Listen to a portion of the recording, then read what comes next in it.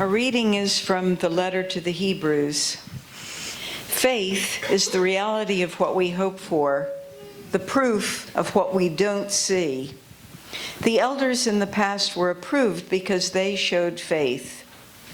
By faith, we understand that the universe has been created by a word from God, so that the visible came into existence from the invisible. By faith, Abraham obeyed when he was called to go to a place that he was going to receive as an inheritance. He went out without knowing where he was going. By faith, he lived in the land he had been promised as a stranger. He lived in tents along with Isaac and Jacob, who were co-heirs of the same promise. He was looking forward to a city that has foundations, whose architect and builder is God. By faith, even Sarah received the ability to have a child, though she herself was barren and past the age for having children, because she believed that the one who promised was faithful. So descendants were born from one man, and he was as good as dead. There were as many as the number of stars in the sky, and as countless as the grains of sand on a seashore. All of these people died in faith without receiving the promises, but they saw the promises from a distance and welcomed them. They confessed that they were strangers and immigrants on earth. People who say this kind of thing make it clear that they are looking for a homeland. If they had been thinking about the country that they had left, they would have had the opportunity to return to it. But at this point in time, they are longing for a better country, that is, a heavenly one. Therefore, God isn't ashamed to be called their God. He has prepared a city for them.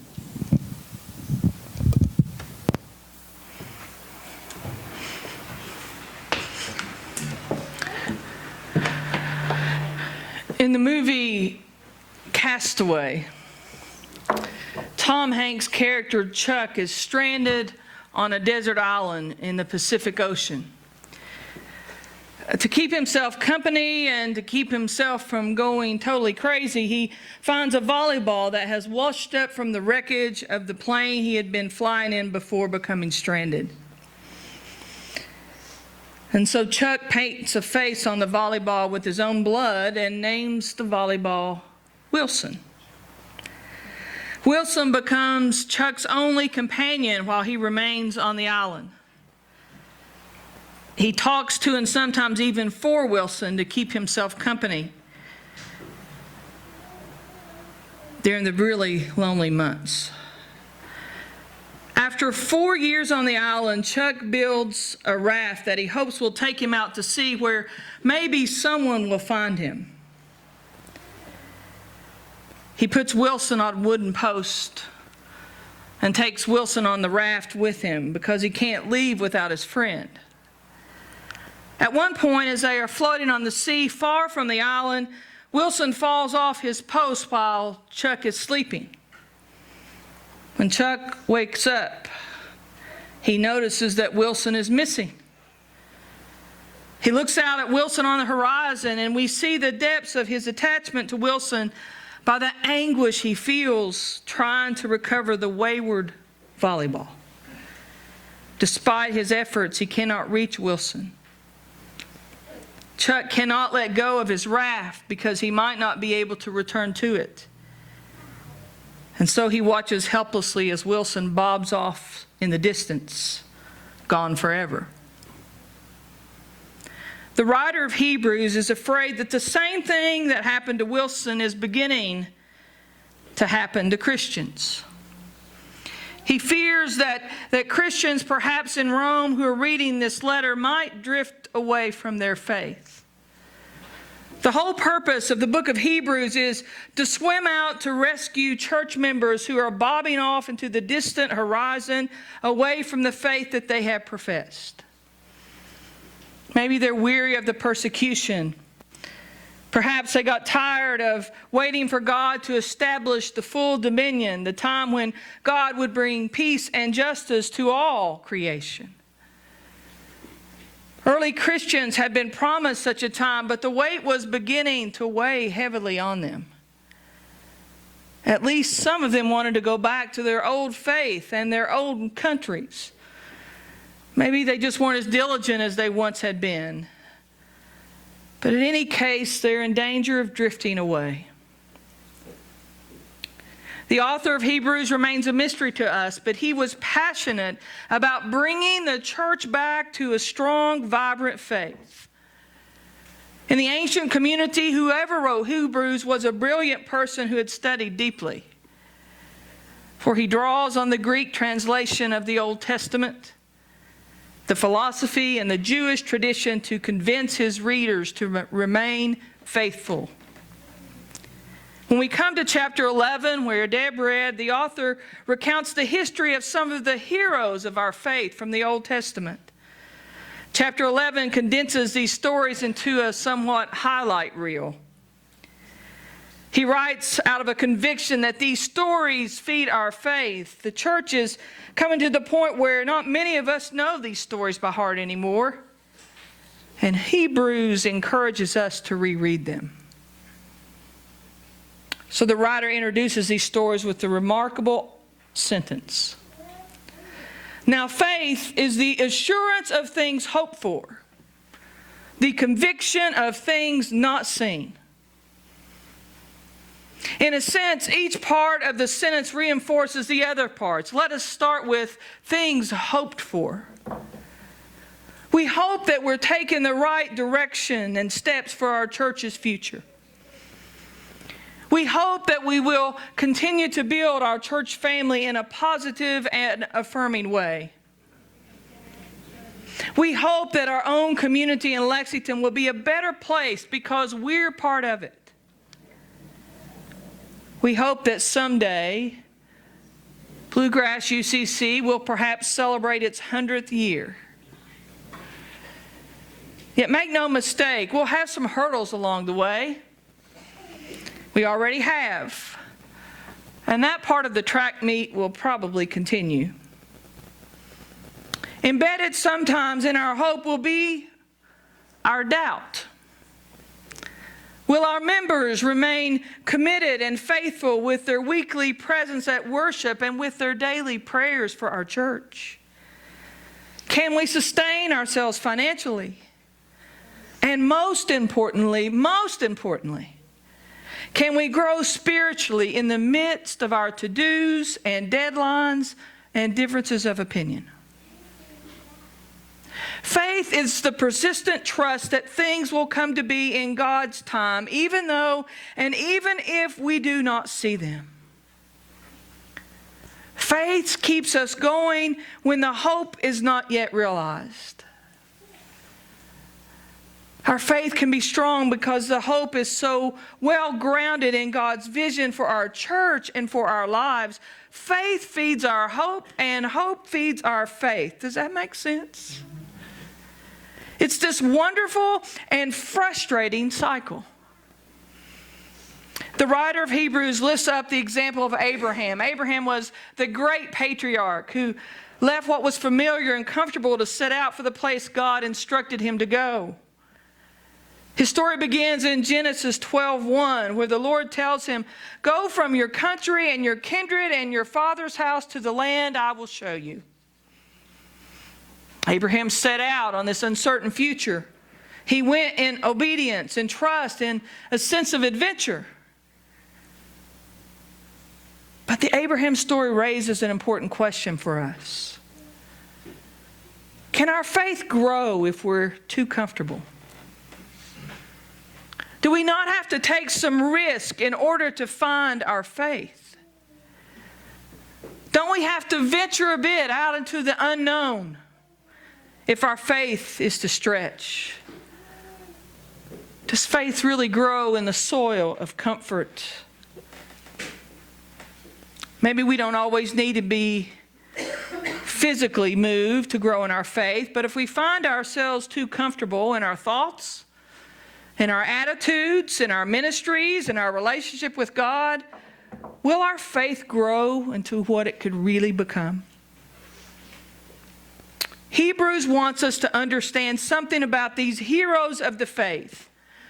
For despite their obedience and their courage, their trust and devotion, they did not experience fulfillment of their hopes and expectations. They only saw them and greeted them from a distance. If you read the story of Abraham, he went through trouble after trouble, threat after threat. As just one example, when Abraham arrived at exactly the place God told him to go, he encountered a famine. Striking out with God on a great adventure wasn't always easy. Hebrews wants to make the point, because when the community had experienced persecution and trouble, they had been tempted to drift away, like Wilson.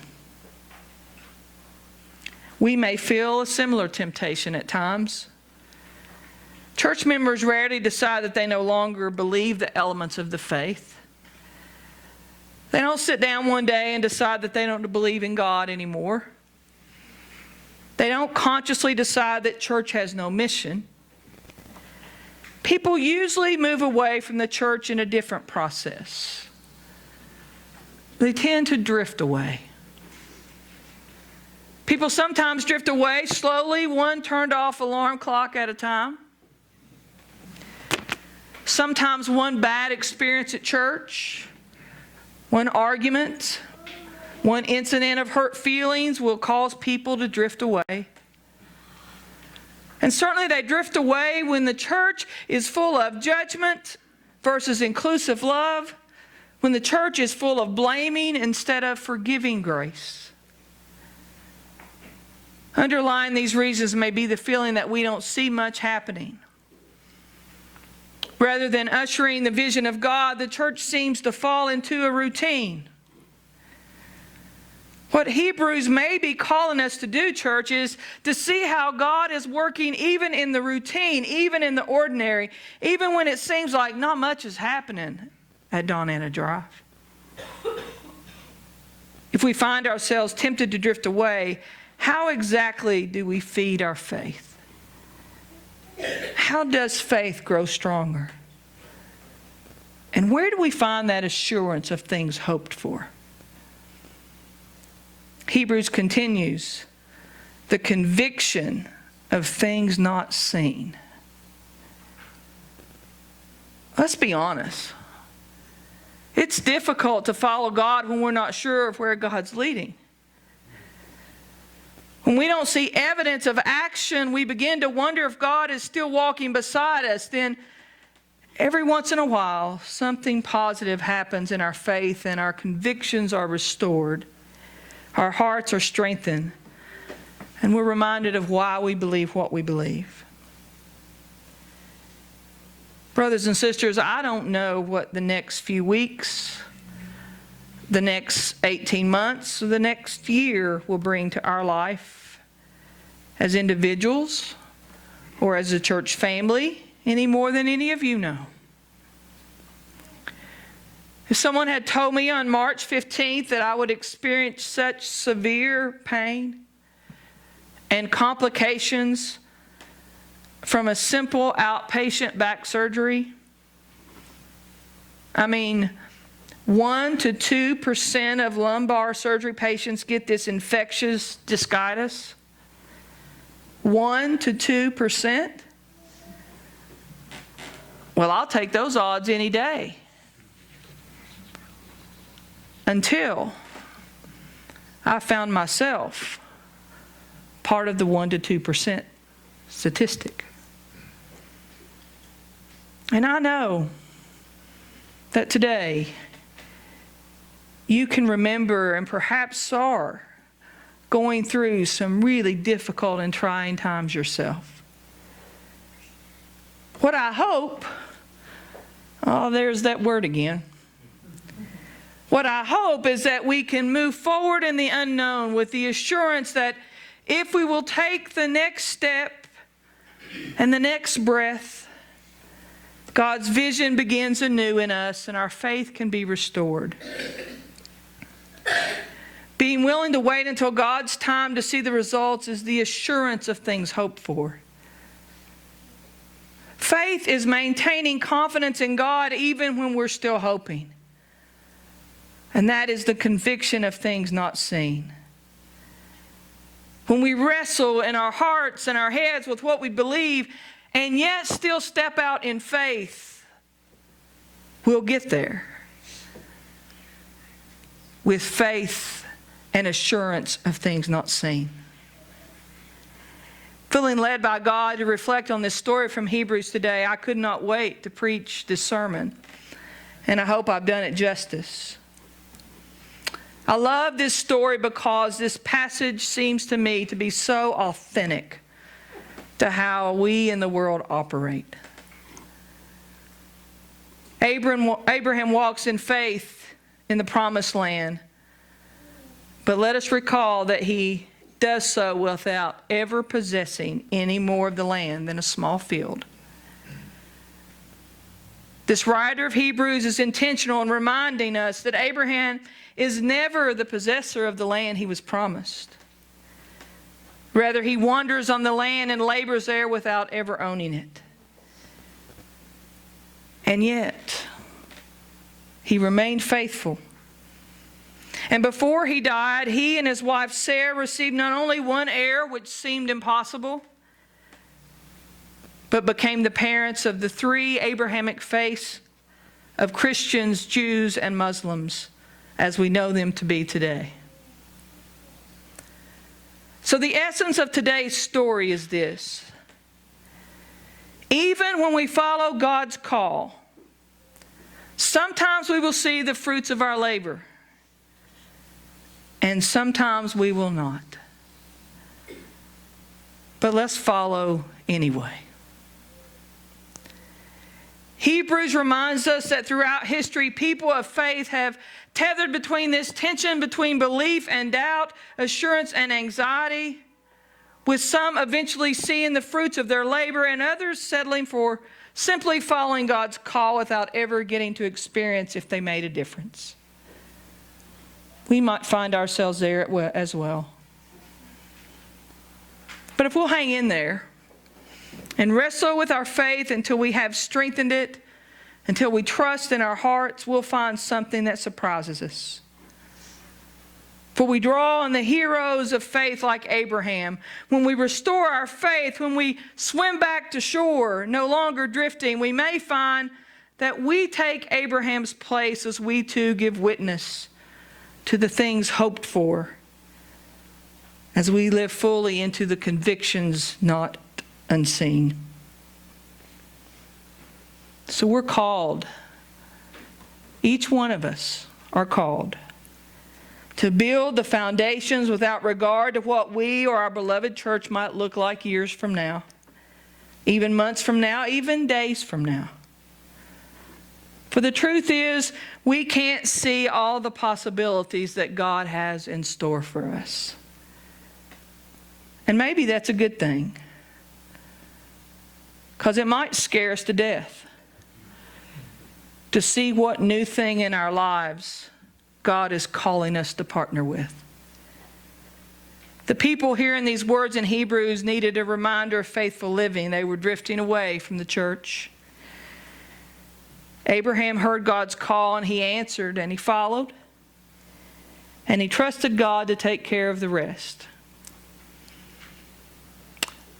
I shared Friday at Kelly Elam's funeral that my last conversation with Kelly, she remained diligent and courageous. And she said, Marsha, I don't know how all this will unfold, but I don't have to. Because what I know trumps what I don't. And I know that God is with me now. And live or die, God will remain with me. Amen.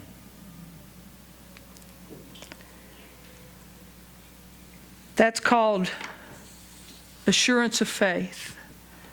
conviction of things unseen. Relying on God to take care of the things that we don't see possible. It might seem an impossible task when we feel drowned with our tears and despair. Yet God is our rock. And so we hold on until the storm passes. I shared with Brenda on our drive to West Liberty that there were days in these past 5 weeks, especially the days when I was at home by myself, that I would cry and I would say, I'm never going to get better. I'm never going to get back to the old marsh. And then one day, it's as if I heard God say, well, maybe you'll get to a new marsh.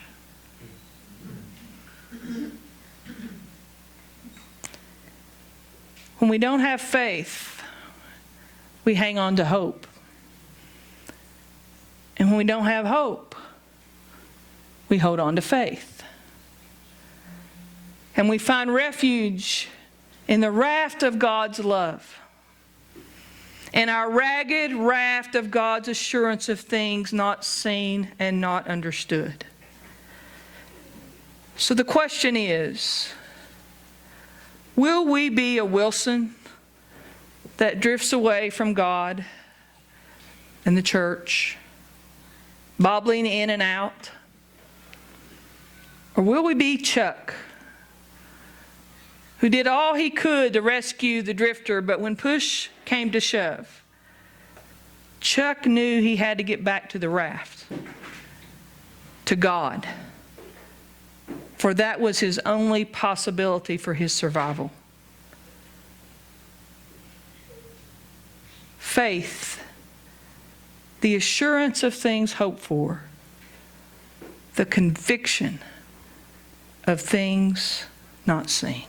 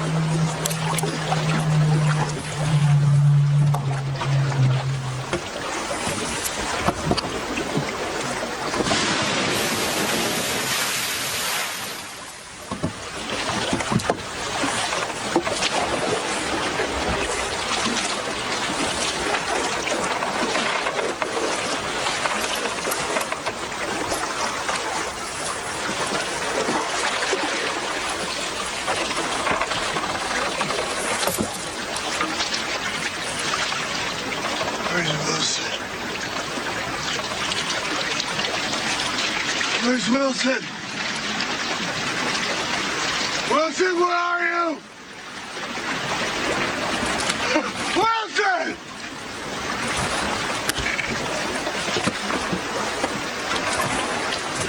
Wilson! Wilson!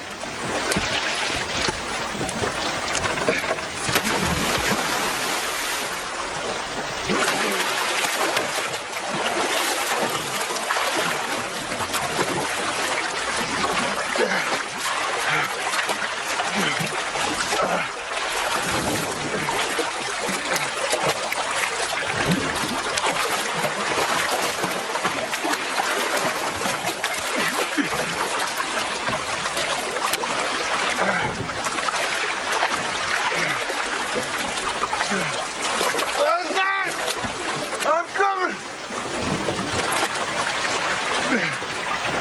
Wilson!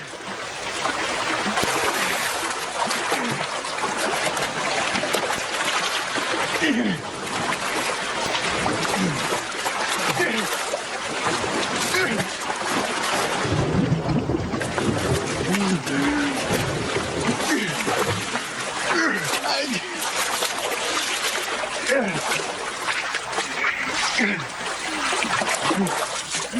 Wilson!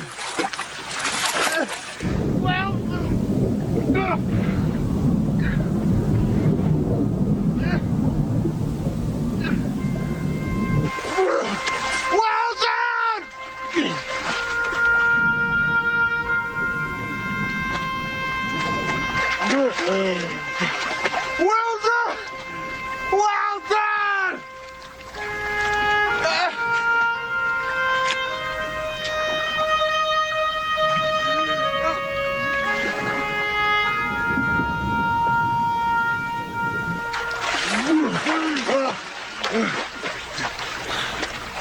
Wilson!